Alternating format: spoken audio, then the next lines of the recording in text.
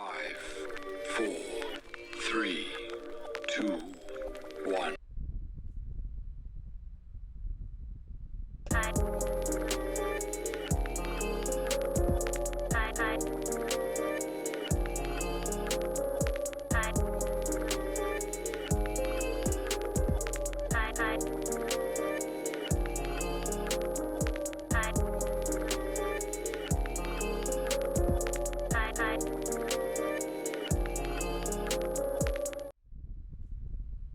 Hello and welcome. Thank you all of you for joining me today on the Daily Dose of Berry Goodness. I am your host, as always, the irate desperado, the haunted head. Prodigy to some and jabbing to all of you. This is hopefully a very regular program where I talk to you about film and artistic news that interested me, that made me get that fire in my heart and my stomach to talk to somebody about something that I read or saw, or specifically movies that I watch on my own that, the other berries maybe haven't seen yet that I want to bring to all of you so we can swap knowledge, share, get to know each other better, our tastes. Remember to hit the subscribe button, hit the notification bell so when these are released, you're the first person to know. Okay, so we're here and we're going to talk about... All right, so my bad, I was just checking. It's hot in here. Okay, so I'm going to do my best to try to talk about this movie and everything in this movie in like 10 minutes maybe, but I'm gonna say immediately right off the bat, go watch this movie. It's on Amazon Prime. Go watch it. All right, so we're discussing Saint Maud, directed by Rose Glass, written by Rose Glass, starring Morfydd Clark and Jennifer Ells, I believe, or Jennifer L. This is a phenomenal film. If I'm not mistaken, Saint Maud is Rose Glass's first film. I think this is her directorial debut in features. I believe she was doing shorts before this, and this is her feature debut. What a way to break into the scene. Rose, you're an incredible talent. I'm incredibly impressed by your ability to direct such tumultuous and disturbing material to such a understandable degree without folding into melodrama. So often when you see a movie where the ambiguity of the scenario, the character's state of mind, and the actual presence of something potentially otherworldly, it devolves and it melts into something completely unrelatable at times. And with this film, there's not really a moment where you're able to get a sure footing of what exactly is happening, especially since the character that you're following is such an unstable person. Before I get into the nitty-gritty of it, let's just give a basic premise for Saint Maud. This movie is basically about an at-home caregiver who has suffered some traumatic event in her life before the start of the film that's led her towards religion in a very dogmatic fashion. And she is caring for an old dancer, not an old dancer, a woman who's been diagnosed with, I believe, a terminal illness, who is nihilistic and atheistic, and their relationship basically, as this woman, this nurse, grows more and more sort of obsessed with her and obsessed with the religion and obsessed with the idea of salvation.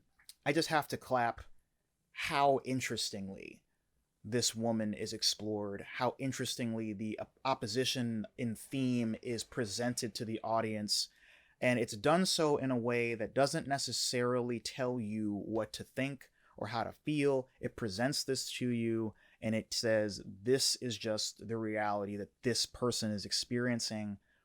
What do you think of this? How does this play on to you? But more importantly than that, I also enjoyed how Rose didn't take her voice out of it. She doesn't say, you need to believe this, you need to feel this way. She says, this is what I think, and this is how I'm going to express that with these characters. And I freaking loved this movie. It's truly terrifying in a sort of existential and eldritch way without having to exploit the idea of some big CG creature or some overt idea of religion or spirituality that doesn't coincide with what people might really experience when they interact with an unstable person or a person who might, not to suggest that people who believe in religion are unstable, but the people who are unstable and have this religious bent to it. It really does sort of paint an honest reflection of how that is bred from a place of pain and trauma and desperation at times, and clinging to an idea that something else is going to take you out of circumstances that you yourself are perpetrating, either onto yourself or onto others. This is another one that takes the idea of how trauma can affect a person and how that comes out when not addressed in a way that is psychologically appropriate or actually beneficial to that person's mental state. It's very, very interesting, and there's a lot to unpack here. And without getting into any spoilers for the film, it is visually arresting. I think that what she's capable of doing with such a short, what must have been a limited budget and a few locations, creates, you don't need a grand scope for this. Is a very insular story, but it still feels like you're watching something. The character involved in the story, Maud, she feels like she's on like a grand journey. That sort of gives it this weird undulation between this intimate character piece and this potentially like mythological tale of how someone believes they became a saint. This film is truly a genuine expression of someone's descent into madness and frenzy.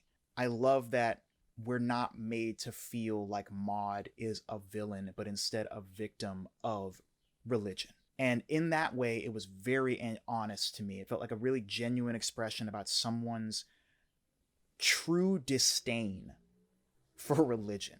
And for me, that sort of like touched me right in my beating, cold, haunted heart. As someone who deals with depression and anxiety and things like this in my own regular life, your perception of reality can sometimes be very, very, very different than what you're actually experiencing. And watching someone translate that, put that on screen so that you're able to, within the same scene, see reality and then see Maud's perception of that is truly brilliant. I think the music is brilliant. I think all of the performances are brilliant. I think it is pitch perfectly written. The ending, I can't say anything about the ending except that it left me in, I had like an uncontrollable like that was what the sound I made right at the end of the film in the last two shots. It took my breath away, honestly. It was incredible expression. And Rose Glass, excellent work. I think this movie is very tastic. Of the A24 films that have come out that have been these shock the horror world type movies, we had our Hereditaries, our Midsummers. I liked It Comes at Night. This movie to me struck me in the same way, even more viscerally than Hereditary struck me. That's a big deal because Hereditary was such a moment for me. I cannot say enough how much you should watch Saint Maud, how incredible this movie is, and how much just props everyone involved deserves from making this movie. Berrytastic. It's on Amazon Prime. Go watch it. Come back, tell me what you thought. I'd love to have a conversation about Saint Maud. Yeah, that's about it on this one. Thanks for stopping by for your daily dose, and come on back. We got something else for you.